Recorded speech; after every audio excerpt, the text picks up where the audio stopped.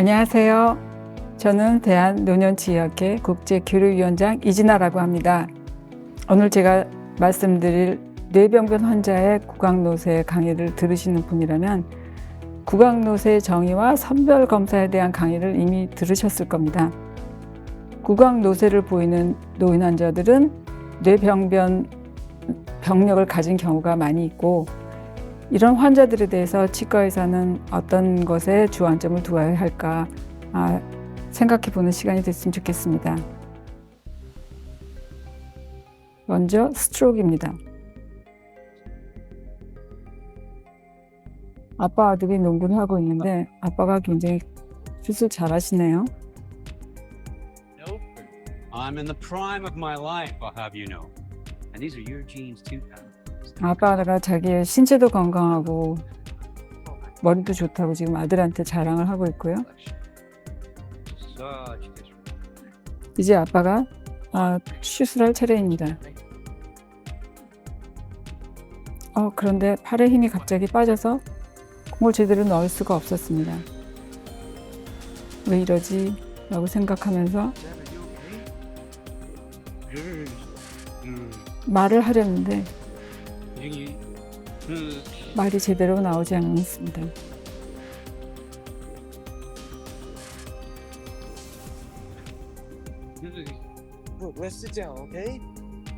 아들이 잠깐 앉아서 쉬자고 이렇게 얘기를 하니까 조금 시간이 지나니까 팔에 다시 팔에 힘이 돌아오네 라고 말을 했습니다.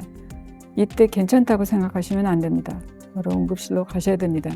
가장 흔한 스트로크의 사인입니다. 스트로크가 온 후에 환자들은 저작과 삼킴에 관련된 근육들이 잘 움직이지 않거나 또 잘 느껴지지 못하는 모터와 센서리에 모두 장애가 오는 것을 경험을 합니다. 다음 또 흔한 뇌병변은 파킨슨 병인데요. 가장 흔한 이런 트레머가 있습니다.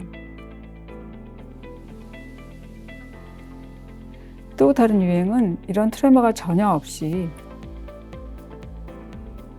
좌우의 움직임의 속도가 다른 것을 보실 수가 있습니다. 오른쪽 손가락의 움직임과 왼쪽 손가락 움직임의 속도가 다르죠. 발의 움직임의 속도도 다릅니다.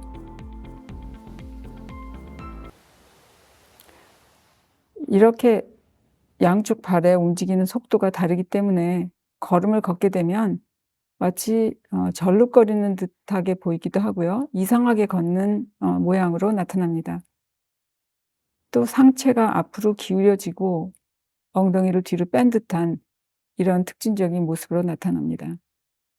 이 파킨슨 환자들 대부분이 삼킴 장애가 있지만 또 대부분이 초기에 인식을 하지 못하고 지나갑니다. 역시 모터와 센서리에 문제가 발생한 겁니다. 삼킴 장애를 간단히 도식화하면 오로파링스는 기도로 가는 공기가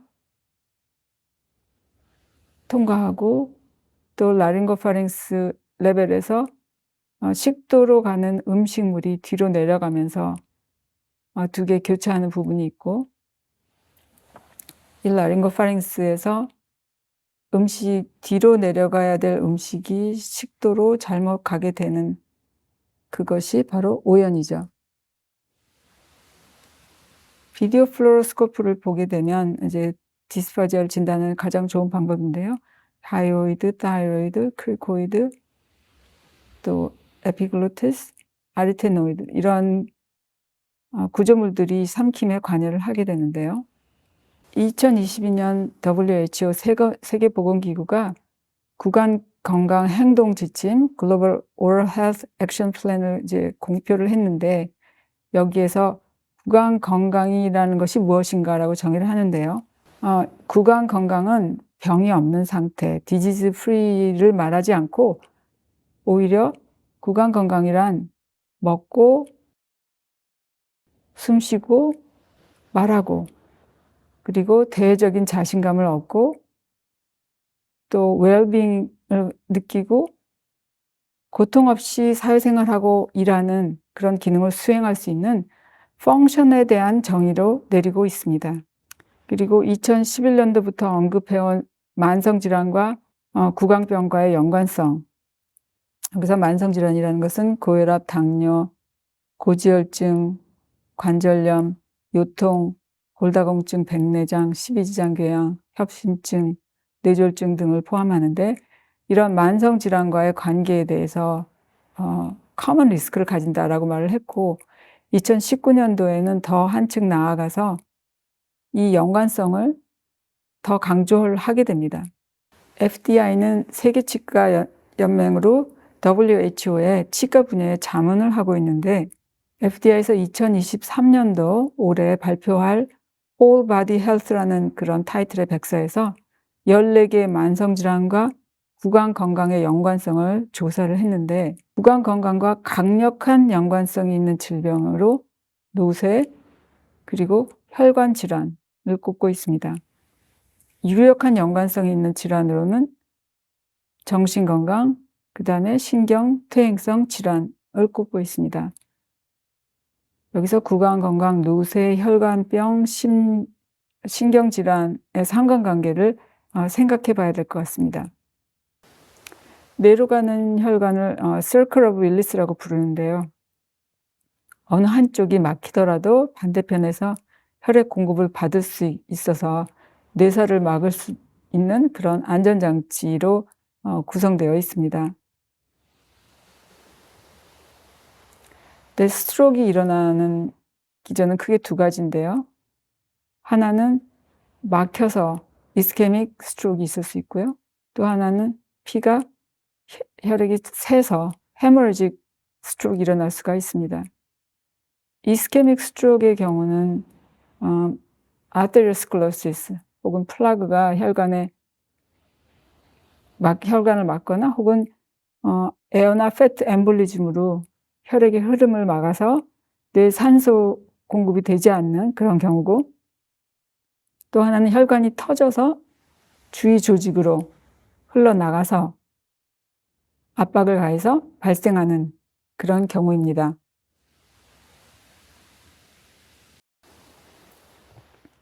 스트로크를 겪은 환자의 78%, 즉 5명에서 4명 정도가 삼킴 장애를 겪습니다.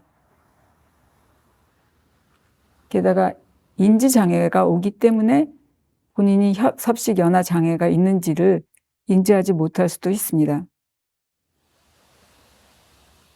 스트로크 환자에서 구강기는 음식을 흘리거나 저작을 못하거나 삼켰다고 하는데 음식이 아직 입안에 여기저기 남아있는 그런 상황이 벌어지고 또 인두기에서는 음식물이 코로 역류하거나 목에 걸려 있다고 느끼거나 살에 걸리거나 기침을 자꾸 하고 음성이 변하거나 숨이 차하기도 합니다. 삼킴 장애가 계속되면 흡인성 폐렴에 걸리거나 영양결핍 또 탈수로 이행될 수도 있죠. 스트로크 환자가 입원을 했을 때 보통 베드사이드에서 삼킴 장애 테스트를 하게 됩니다. 외래 환자의 경우는 3ml 혹은 30ml의 물 마시기 테스트를 하는데요.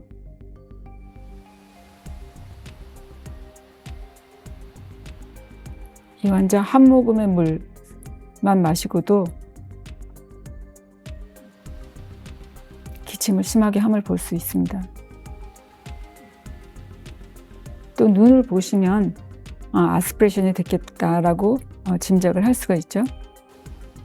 연화 조영술에서 보면 기도로 음식이 이렇게 지금 들어갔죠. 이렇게 들어가게 되면 환자가 격렬하게 기침을 하는 것을 볼 수가 있습니다.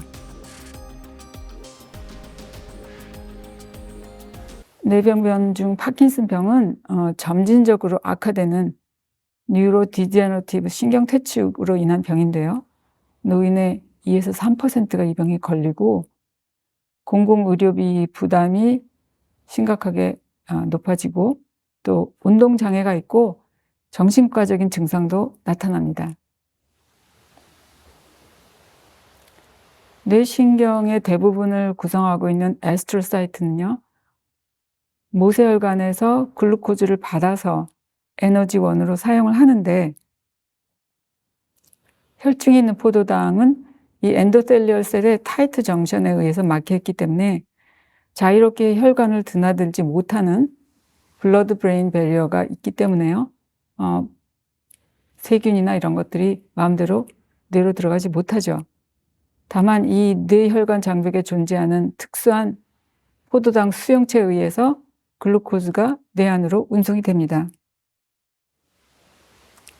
위의 그림처럼 건강한 혈관에서는 이 에피셀리얼 셀의 타이트 정션이 그 보호막이 되어주는데, 시스테믹 인플라메이션 혹은 인펙션이 있게 되면 모세혈관의 펄메빌리티의 변화가 일어납니다. 그래서 혈관에 누수 현상이 일어난다고 말할 수 있겠죠.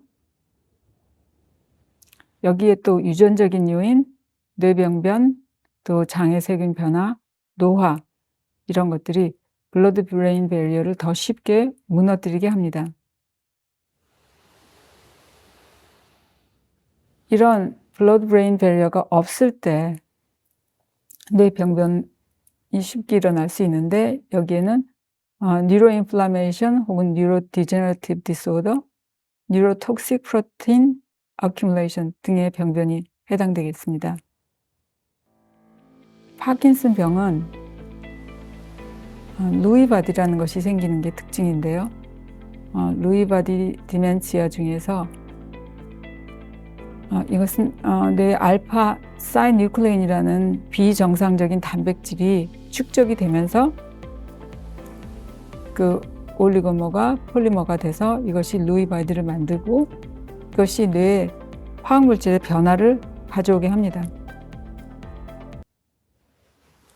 그래서 파킨슨은 약물 치료나 수술적인 방법이 있지만 점차적으로 내성이 생기고 치료가 불가능한 상태로 진행이 됩니다. 파킨슨 환자는 삼킴장애를 되게 가지고 있는데요. 기침, 또 음식이나 약을 삼키지 않고 입에 물고 있거나 식사 시간이 길어지고 손대지 않는 음식이 생기고 영양 결핍으로 체중이 줄고 침을 흘리고 젖은 목소리가 나고 사람들 앞에서 식사하지 않으려고 하는 경향이 생기고 결국에는 흡인성 폐렴이 사망의 원인이 되는 경우가 많이 있습니다. 근데 침을 흘리는 게 특징이지만 역설적으로 제로스토미아가 있고요. 만성 구강염증을 일으키는 균이 보이면서 또 움직임을 잘 못하기 때문에 구강위생 관리가 잘 안 되고, 신경염증을 일으키는 장내 미생물의 불균형이 있고, 이 신경염증은 파킨슨의 병리와 연결이 되어 있습니다. 2021년도 파킨슨 환자 구강 건강에 대해서 근거 기반의 레코멘데이션을 발표하는 논문이 있었는데요. 여기서 신경과 의사가 진료할 때는 반드시 환자에게 치과를 정기적으로 방문하도록 권하고, 입술질은 양손으로 하고, 추잉 립 엑서사이즈를 하라고 하고, 치주과를 정기적으로 방문하도록 권하라고 하였습니다. 2022년도에 파킨슨 병에 대한 운동 효과를 분석한 논문이 발표되었는데요. 파킨슨 치료 전략에 운동이 굉장히 중요한 요소다. 운동요법은 쉽게 접근할 수 있고 저렴하고 특정한 장비 없이도 가능하고, 그럼으로써 걸음걸이나 몸의 밸런스나 나아가서 삶의 질을 높인다 라고 설명하고 있고요. 여기에 뉴로플라스틱 체인지가 와서 인지 기능도 좋아진다라고 보고하고 있습니다. 뉴로플라스티시티가 무엇인가? 이것을 브리테니카 엔사이클로피디아에서 보게 되면 뉴로플라스티시티라는 것은 뇌 뉴런과 뉴런의 네트워크가 새로운 인풋, 특히 이 센서리 스티뮬레이션에 반응을 해서 그 연결과 행동의 변화를 가져올 수 있는 가능성을 말한다라고 하고 있습니다. 그러니까 평소에 수행하던 기능에서 벗어나서 스스로 신경망을 재구성하기도 하고 다른 신경망과 연결이 되도록 조정하기도 한다는 거죠. 이 MRI 상의 브레인 스템을 네모난 박스로 지금 보여주고 있는데요. 저작과 삼킴에 관여하는 뇌신경들은 이 다 브레인 스템에서 나오는데 센서리에 관여하는 뇌신경들을 파란색으로 표시를 해보고요. 또 모토에 관계되는 뇌신경들을 빨간색으로 표시를 해서 보면 이 A프런트와 E프런트 영역이 겹치거나 아주 근접해 있어서 뉴럴 네트워킹 혹은 뉴로플라스틱 체인지를 기대해 볼 수 있게 합니다. 스트로크 환자가 재활을 통해서 호전되는 기전을 뉴로플라스티시티로 설명하고, 또 이런 행동 조절 혹은 운동을 통해서 스트로크나 알츠하이머나 파킨슨 환자에서 신경 재생, 뉴로제네시스를 유도하는 것을 뉴로플라스티시티로 설명을 하고 있습니다. 미국 파킨슨 협회 홈페이지에 가시면 왜 운동이 파킨슨병 환자에게 중요한지를 설명하고 있습니다. 대한노년치의학회가 구강노쇠 진단 및 평가 지침을 개발하면서 구강 기능을 6가지 항목으로 분류를 했는데, 먼저 저작 기능 저하의 원인에 근육에 대한 언급이 있습니다. 교합력 저하 원인에 또 역시 근력에 대한 언급이 있고, 혀의 근력 저하 원인에는 뇌병변 그리고 근력이 포함되어 있습니다. 삼킴 기능 저하의 원인에도 역시 뇌병변 그리고 근력 감소가 있고요. 마지막 구강 청결 저하의 원인에도 뇌병변과 근력이 포함되어 있습니다.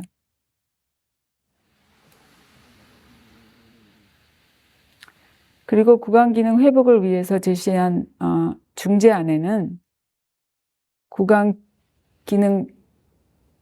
노쇠를 회복하는 중재안, 구강에는 구강 근육 강화 훈련, 또 혀의 근력 및 운동 능력 강화 훈련,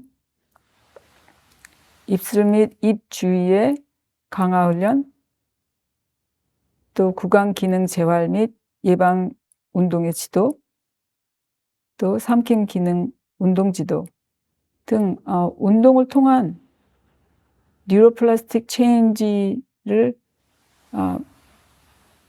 인듀스하려는 그런 시도가 있다고 보여집니다.